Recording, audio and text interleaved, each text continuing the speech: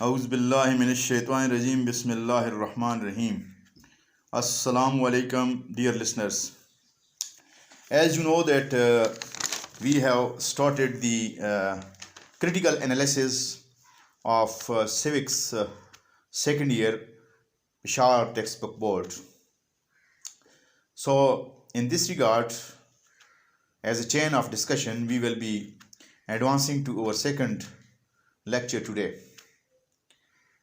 Now we will be starting our discussion with chapter 1.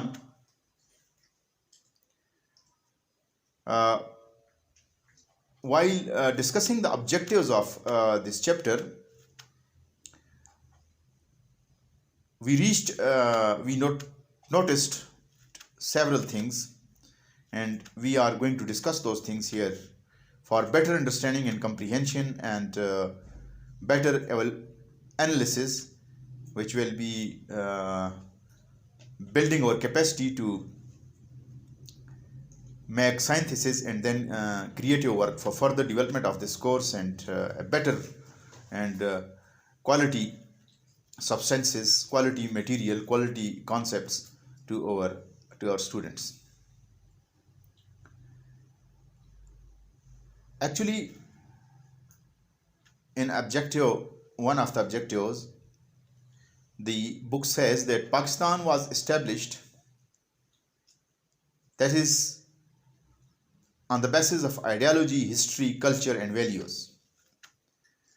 Now the question arises that if a student doesn't know the ABC of an ideology, what and how he will understand about the ideology on the basis of which any country is established, whether it's Pakistan or any other country. اور اس کے لیے صرف اتنی بات کافی نہیں ہوگی کہ آپ کسی سے کہہ سکیں کہ اجتماعی طور پر زندگی گزارنے کے طور و اطوار کو نظریہ کہتے ہیں، بلکہ صحیح معنوں میں نظریے کی اسپراؤٹنگ سے لے کر کے اسٹرکچرل ڈیولپمنٹ تک کا عمل جب تک ایک طالب علم پر واضح نہیں ہوگا، اس وقت تک وہ نظریے کو کیسے سمجھ سکتا ہے؟ اور اگر وہ نظریے کو ہی نہیں سمجھتا تو پھر نظریہ پاکستان اس کے لیے صرف ایک زبانی رٹی ہوئی چیز سے زیادہ کچھ بھی نہیں. اور اگر وہ اسی اندھے کانسیپٹ کے ساتھ اگلی کلاس میں ترقی پاتا ہے تو پھر 12 سال تک اس کی کیپیسٹی وہی رہے گی جہاں تھی. تو یہ سب کچھ کے بعد ہم نے انسانیت، ملک و قوم اور طالب علم اور اس کے لواحقین کے ساتھ کتنا اچھا سلوک کیا ہے کہ اگر ہم اپنے اوراق کے رنگ تو کالے کر دیتے ہیں لیکن کانسیپٹس جو ہے وہ اس کی کلیئرنس نہیں ہو رہی ہے، اور اسٹوڈنٹ وہیں کا وہیں کھڑا ہے جہاں پر وہ ہے، یا اس پہ وہ کانسیپٹس جو زیادہ بہتر طریقے سے کلیئر ہونے چاہیے تھے وہ نہیں ہو رہے ہیں، تو یہ اپنے آپ کو تھکانے والی بات ہے. جس طرح پشتوں میں کہتے ہیں کہ ہندو سڑے ہو خدا ناراض. اس طرح کی اندھی تعلیم سے ہم کیا پیدا کرنا چاہتے ہیں؟ یہ تو سلو پوائزننگ سے کم نہیں، اور اس کو گریجویٹ سوسائڈ کا عمل بھی کہا جا سکتا ہے. اس طرح اگر بچے کو یہ ہی پتہ نہیں کہ در حقیقت ہسٹری ہے کیا، تو پھر یقیناً وہ لیلا مجنو کے من گھڑت قصے اور اس کے ساتھ لذتوں کے لیے لگائے گئے چار اور چٹنی اور سلاد کو بھی ہسٹری کہے گا. اور آپ ایک ایسی قوم تیار کر رہے ہوں گے جس کو دوسروں کی جیب پر ڈاکہ ڈالنا ہی حقیقی تاریخ سازی لگے گی. اب ہم اپنے ثقافت کے اوپر، ثقافت جو کہ انسانی معاشرے کی روح رواں ہے، اور بنیادی طور پر یہ وہ سافٹ ویئر ہے جو انسان اور جانوروں کے درمیان فرق پیدا کرتی ہے. ورنہ 4 پاؤں والے جانور سے 2 پاؤں والے جانور کئی گنا خطرناک اور انسانیت کش ہیں. ثقافت کی حقیقت کو جانے بغیر اگر آپ کسی سے یہ کہیں کہ چونکہ ہماری ثقافت الگ تھی تو اس لیے ہم نے پاکستان بنایا، تو یقیناً اس کے ذہن میں یہ سوال پیدا ہوگا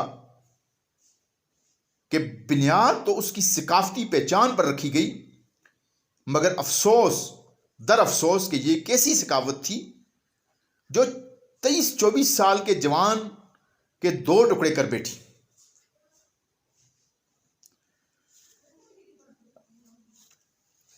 اب ان کانسیپٹس کی کلیئرنس کے بعد ہی طالب علم اس قابل ہوگا کہ اس کو یہ پتا چل سکے کہ یار یہ تھی ہماری ہسٹری اور یہ آئیڈیالوجی ہوتی ہے، اور ہماری یہ آئیڈیالوجی تھی جس وجہ سے ہمیں مجبوراً الگ ہونا پڑا، یا ہماری یہ ثقافت تھی جس کا ان کے ساتھ جن کے ساتھ ہم نہیں رہ سکتے تھے اس کی انٹرمنگلنگ، اس کا مکس ہونا اور ایک دوسرے کو کمپلیمنٹ کرنا اور ون ون والی سچویشن بنانا وہ بہت مشکل تھا۔ تو اس ثقافت کی وجہ سے، لیکن پہلے ہمیں پتہ تو چلے کہ ثقافت ہوتی کیا ہے، اور یہ ثقافت جو بلا ہے اس کے جو یونیورسل ایلیمنٹس ہیں وہ کون کون سے ہیں، اور وہ یونیورسل ایلیمنٹس جو ہیں ان کا سٹرکچر کیا ہے اور ان کا فنکشنل میکینزم کیا ہے کسی بھی معاشرے کو ڈیولپ کرنے میں، کسی بھی ریاست کو ڈیولپ کرنے میں یا انسانیت کو آگے لے جانے میں۔ کیونکہ یہ ثقافت اگر نہ ہوتی تو انسان جو کہ ہنٹنگ اینڈ گیدرنگ سوسائٹی سے الٹرا ماڈرن سوسائٹی تک پہنچ گیا ہے، یہ کلچرل سافٹ ویئر ہے، بلکہ میں کہوں گا کہ کلچرل سپر سافٹ ویئر ہے، جس کی وجہ سے انسان ہنٹنگ اینڈ گیدرنگ سوسائٹی سے آج الٹرا ماڈرن سوسائٹی پہ پہنچ گیا ہے۔ ورنہ اگر اس ثقافت کا یہ رول نہ ہوتا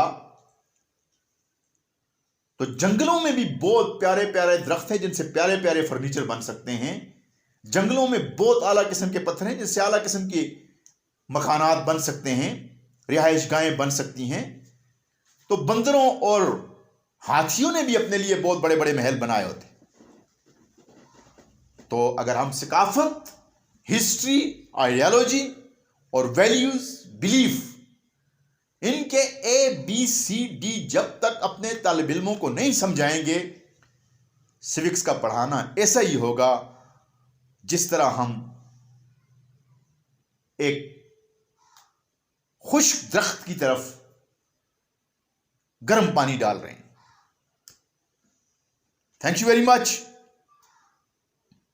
اگلے سیشن کے لیے انشاءاللہ ہم پھر بہت جلد اکٹھے ہوں گے۔